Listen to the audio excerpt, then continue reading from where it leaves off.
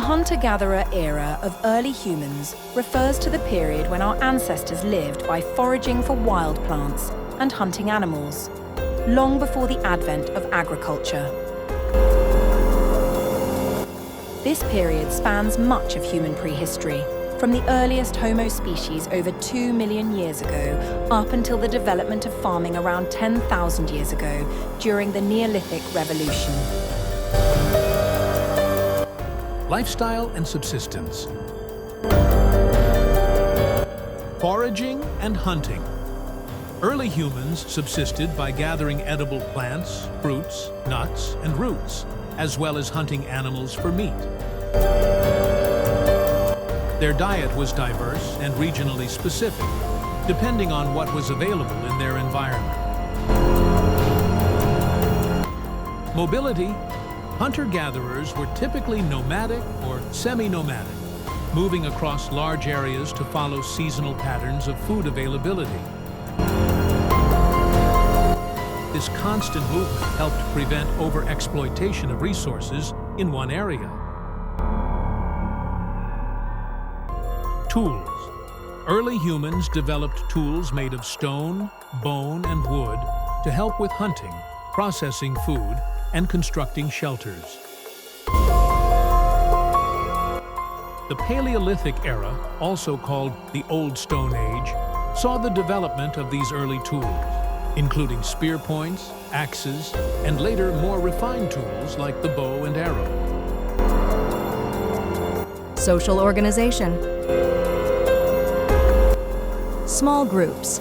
Hunter-gatherer societies were generally organized into small, kin-based groups called bands, consisting of 20 to 50 people.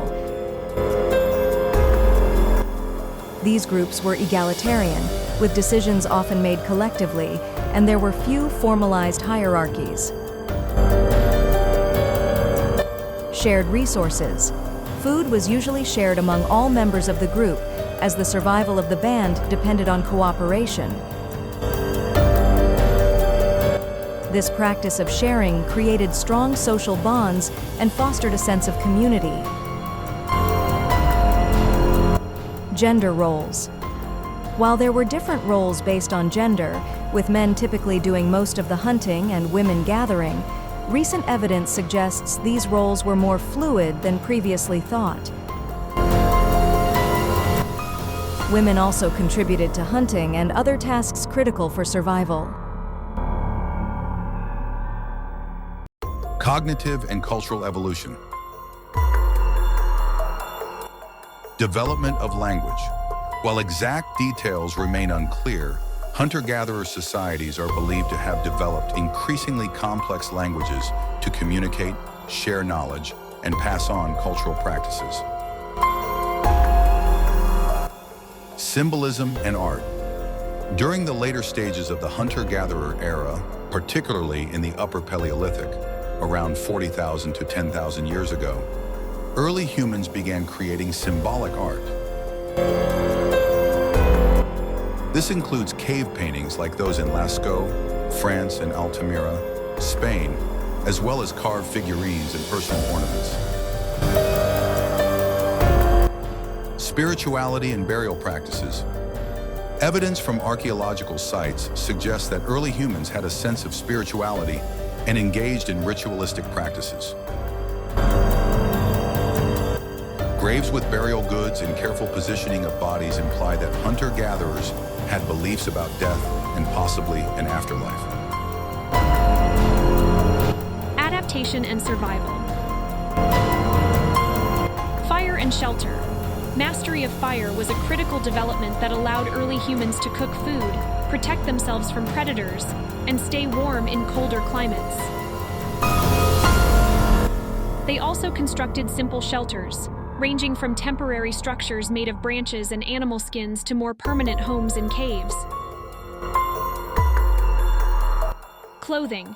As early humans migrated out of Africa into colder climates, they began using animal skins for warmth. Evidence of clothing dates back tens of thousands of years, made from hides, fur, and fibers. Migration and adaptation.